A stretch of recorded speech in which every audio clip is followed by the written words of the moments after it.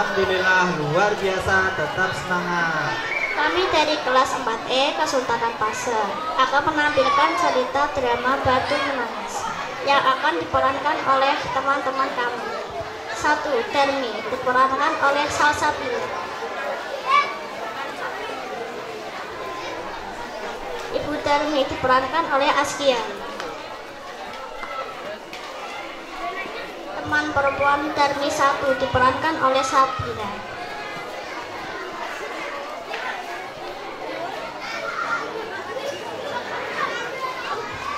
Teman perempuan 2 diperankan oleh Rafasya.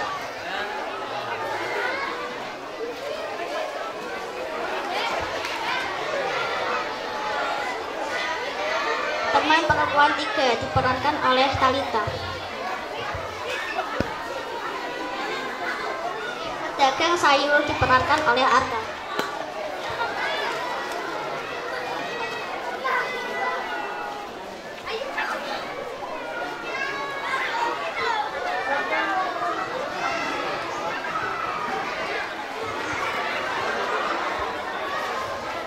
Pedagang buah diperankan oleh Farid.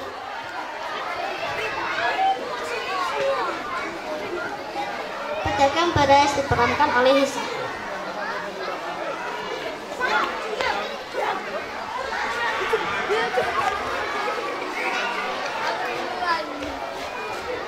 Baiklah teman-teman, langsung saja kita simak jalan cerita.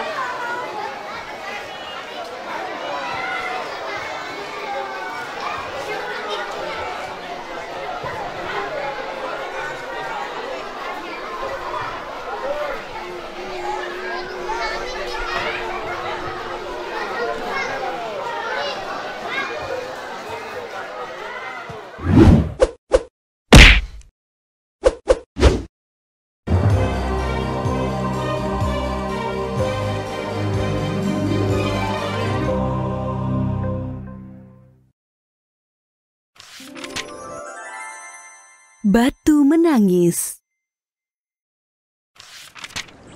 Pada zaman dahulu kala, hiduplah seorang ibu dengan anak perempuannya yang bernama Darmi. Ayah Darmi sudah meninggal saat Darmi masih kecil.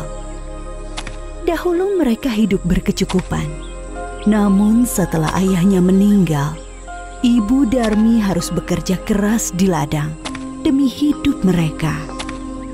Karena setiap hari bekerja di ladang, kulit ibu Darmi jadi kian gelap. Berat tubuhnya juga menyusut. Semua dilakukannya demi Darmi, putri satu-satunya.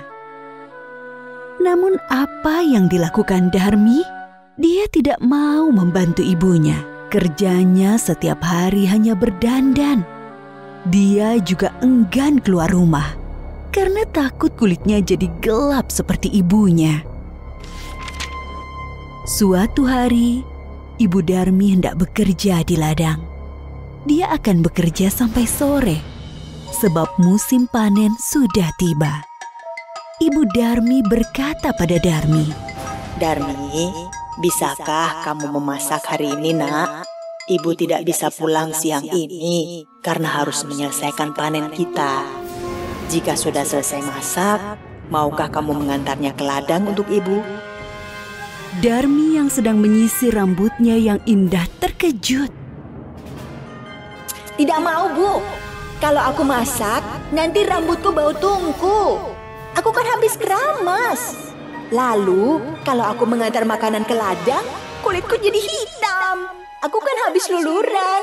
Ibu Darmi hanya menggeleng-gelengkan kepala sedih. Di ladang, Ibu Darmi bekerja dengan keras.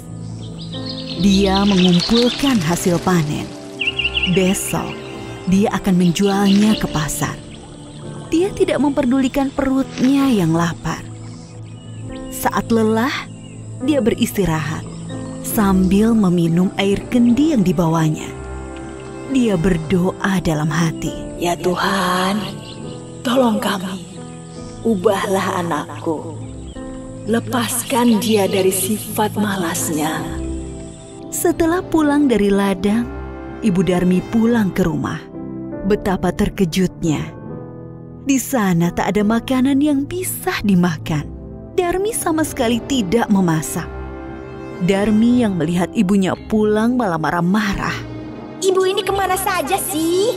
Masa tidak ada makanan di rumah? Aku kan lapar. Seharian tidak makan.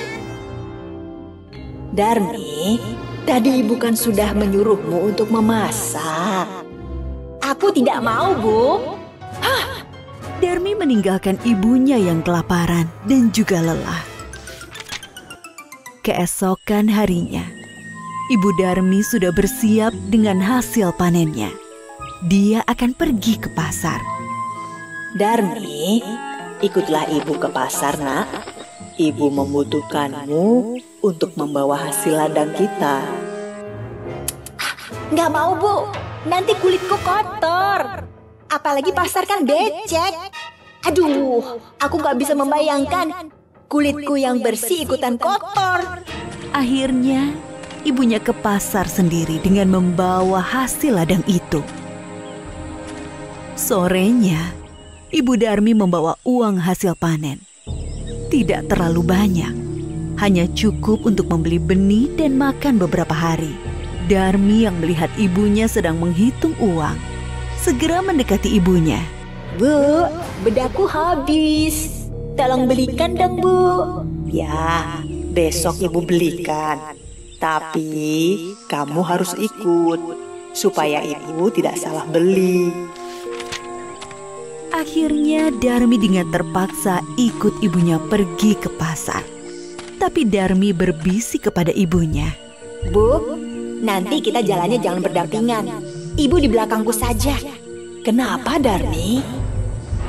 Pokoknya ibu jalan di belakangku. Darmi sebenarnya malu berjalan bersama ibunya yang berkulit gelap dan wajah yang tak terawat. Tiba-tiba, di tengah jalan, ada seorang teman Darmi yang menghampiri dan bertanya. Hai Darmi, kamu mau kemana? Aku mau ke pasar.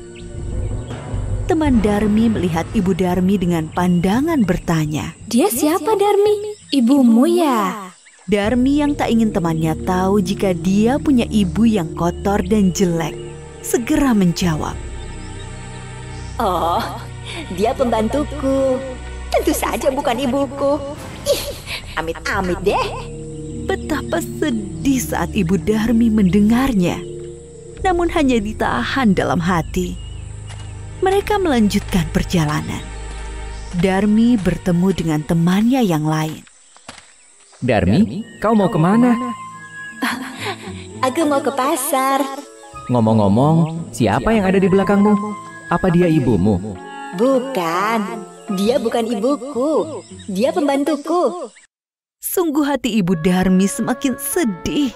Begitu tega anaknya mengakui dirinya sebagai pembantu. Namun sekuat tenaga dia berusaha menahannya. Sampailah Darmi dan ibunya di pintu pasar. Saat mereka akan memasuki pasar, lagi-lagi Darmi bertemu temannya yang lain. Darmi, tumben kamu pergi ke pasar. Siapa yang berjalan di belakangmu? Itu pembantuku. Ibu Darmi tak kuasa menahan air matanya. Dia sudah tak tahan lagi. Maka dia pun berdoa dalam hati. Ya Tuhan, hamba sudah tidak kuat lagi dengan sikap anak hamba. Tolong kiranya Tuhan menghukumnya agar dia menjadi jera. Setelah Ibu Darmi selesai berdoa, tiba-tiba Darmi menjerit. Ibu! Tolong aku! Ada apa dengan kakiku? Kenapa tidak bisa digerakkan lagi? Sedikit demi sedikit Darmi menjadi batu. Ibu Darmi menangis pilu. Maafkan aku, Nak. Ini semua karena perlakuanmu terhadap ibu. Ampun, Bu. Ampun. Darmi tidak akan mengulanginya lagi.